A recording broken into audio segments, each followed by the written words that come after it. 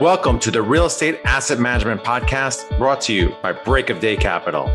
The show focuses on educating syndicators and apartment owners on how to build systems and manage their properties more efficiently to become a best-in-class operator. 100% straight talk. Let's jump in. Hey everyone, welcome to another episode of the Real Estate Asset Management Podcast. I'm your host, Gary Lipsky. Be sure to join our Facebook group, Asset Management Mastery, where we have a great community of thousands of like-minded individuals sharing resources and best practices.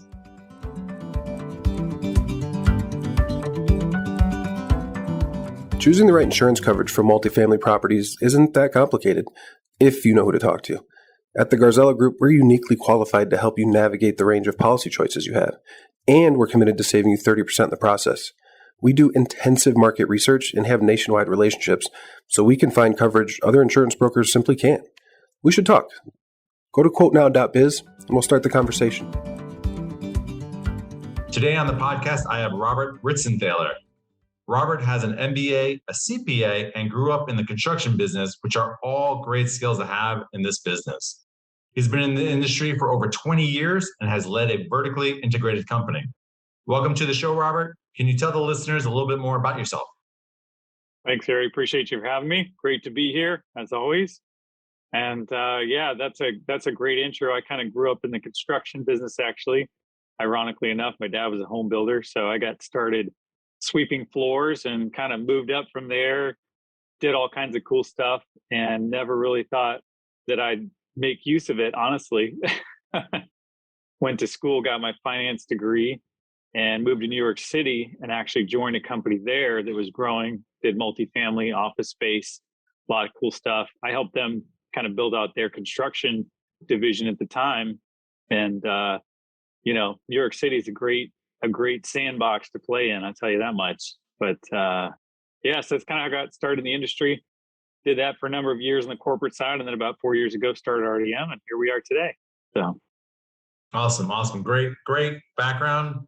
Because so many people have been diving into this industry in the last few years, and without that background, which is so critical, it puts you way ahead of almost everyone in the industry. Yep. So today we're going to talk. That's actually one of the reasons that we kind of felt like there was a need, because it's like coming from the corporate side, you deal with the pension funds and the big money guys. And of course you have lots of experience. And then you kind of have this new group of industry players with a little less experience, kind of coming, a lot of guys from the fix and flip model. And, obviously that works great.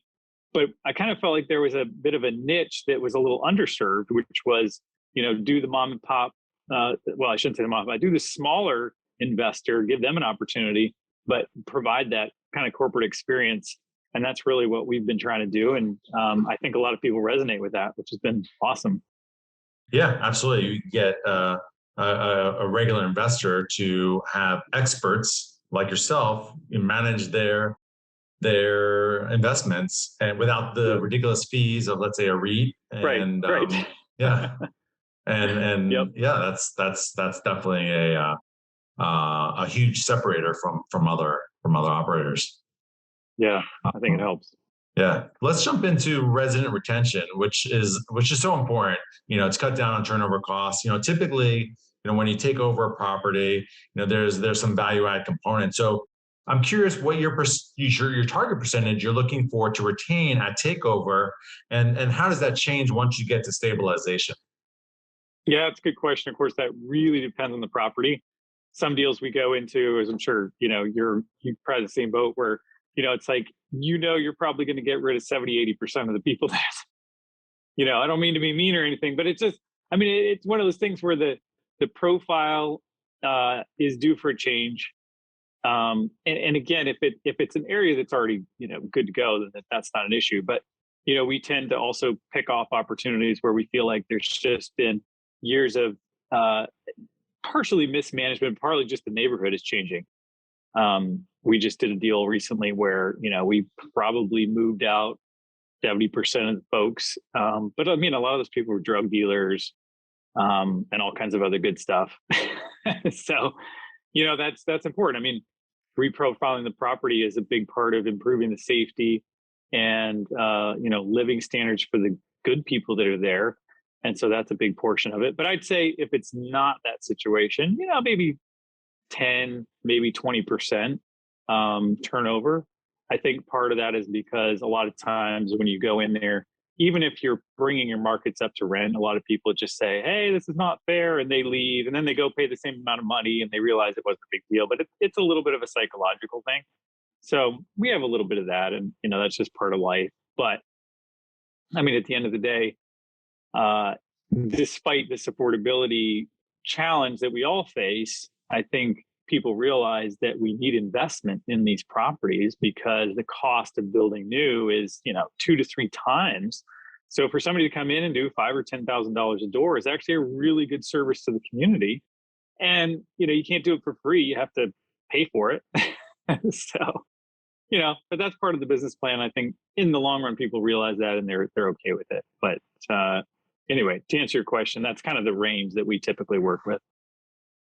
Yeah, absolutely. And a lot of people, want to stay or, maybe, that you split the difference of, where the market rent is, for them to stay because they're getting, typically an owner has neglected that property over the years that, there's a ton of, work orders that need to be done.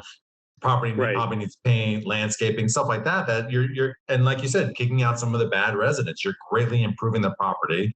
There's going to be a cost to that, but now these people can stay and pay the rent bump for a much, much nicer property and still probably receiving some kind of discount for that. Oh, absolutely. Yeah. And to your point, we typically take the approach that let's just take a couple years to do this, which means that, hey, if somebody's willing to stay in the property and take, 50% or whatever it is, kind of take a smaller bump, we keep them in.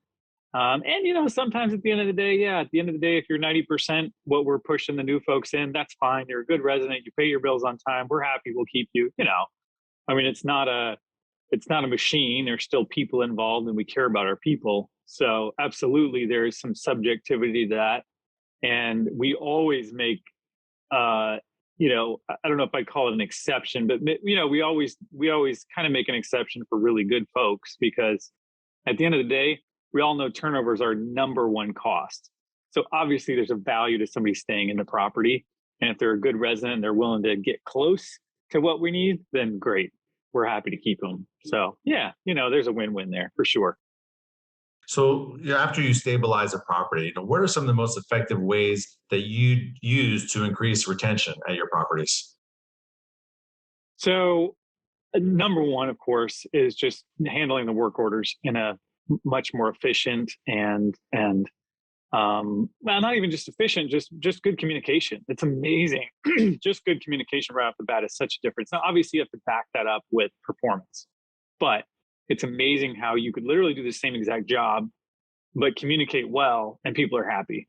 So what we've done is we've set up a system where on most of our properties, people get a call back within a day or two to say, hey, did the work order get done? Are you happy with it? Is there anything we need to do to follow up? And just having that simple feedback gives people the comfort level of, hey, you actually care about me. You want to make sure that it's done right, et cetera. And I think that helps out a tremendous amount. The other thing, which is even easier than that, is just making sure that we listen to the people and actually do something as opposed to here, send it to an email and who knows if we get to it. So I think there's kind of a combination of performance plus good communication. That is by and large the biggest effect on that overall satisfaction ratio or rate, whatever you want to call it. The second thing really comes down to safety. And that's why I say that whole kind of resident profiling issue is a big deal because people don't want to be worried about walking through the parking lot and getting mugged or shot or whatever. They want a safe place to live.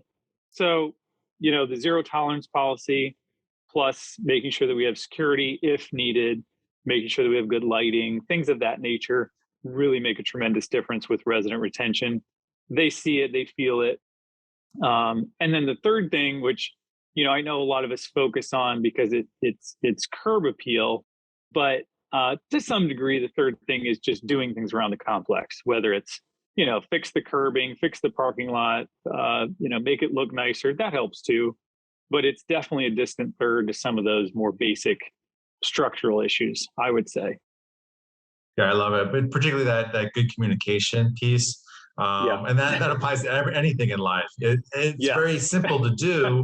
Doesn't cost you anything, Right. but that it goes miles. That you know. Absolutely. Yep. No, it's, and it, like you said, there's no cost to it. It's just a decision that you have to make. And we actually spend a fair amount of time training our folks, because even the best of them, they come from organizations where it's not emphasized as much as we'd like it to. And so we spend a lot of time just saying, guys, listen, this is how you have to think. You're a customer service rep almost. You know, you're not just here to take work orders and get them done. You have to learn how to essentially manage that process and keep people happy. And it's just really amazing when that happens, because then, you're able to go back to somebody and you're able to actually get them to pay $150 rent bump and they're happy about it. Whereas if you don't communicate, they just kind of feel like, oh, this isn't fair. Why are you doing this to me? So there's a whole host of issues that get sort of pushed out of the way when you communicate well. So Yeah, they know they're going to address. They're not going to leave a bad review. right, That's what happens when they're, like you said, not getting listened to. That's when they take action against you. right, exactly. Yeah, and we don't want that. What has been one of your most challenging obstacles you've had as far to overcome a retention problem on one of your properties? I would say probably past management issues that have just led to years and years of deferred maintenance. I mean, that is the most challenging situation, because you can't empty the place out and start over just from a cash flow perspective. So going through and trying to bite off one piece at a time, it's a tough slog when you have those really challenging situations. We're just now kind of exiting that phase at a property that we took over. And man, it was tough, because you literally walk into every single unit and you're just like, wow, we got to fix that and that and that and that. And, you can't do it all in a day. And especially with the last 2 years of COVID and people not working, trying to get people to come out to do the job and stay on the job. I mean, it was a big challenge. I'll tell you that much. You just have to be persistent. You got to push every day. And at the end of the day, yeah, things change. Not always as fast as we want them to, but they get done, and people slowly start to change their attitude. So, Absolutely. Do you have a retention? I'm sorry. Do you have a bonus structure around retention? And if so, what does that look like? absolutely, we do. Yeah. So we try to be careful about, obviously not overweighting it towards retention versus new. Some properties, like I said, some properties we really want to make, hey, we got to reprofile this. So that's our focus. So we do adjust our bonus structure based on each property individually. But absolutely. So we kind of incentivize our folks basically to try to make them to make the best business decision for the property. And we say, hey, listen, if you keep somebody in there, great. If it's a paying resident and they've got a good track record, keep them in there. We usually set a threshold of where we want that renewal rent to be, so that everybody's on the same page. And then same thing on the new rents. We say, hey, if you hit a certain number, then that'll go into your bonus pool at the end of the day. It's each property is a little bit different, and each manager is a little bit different. And again, we try to tweak it to make sure that it's based on the level of difficulty of that particular property too, because we understand, hey, some deals are more difficult than others.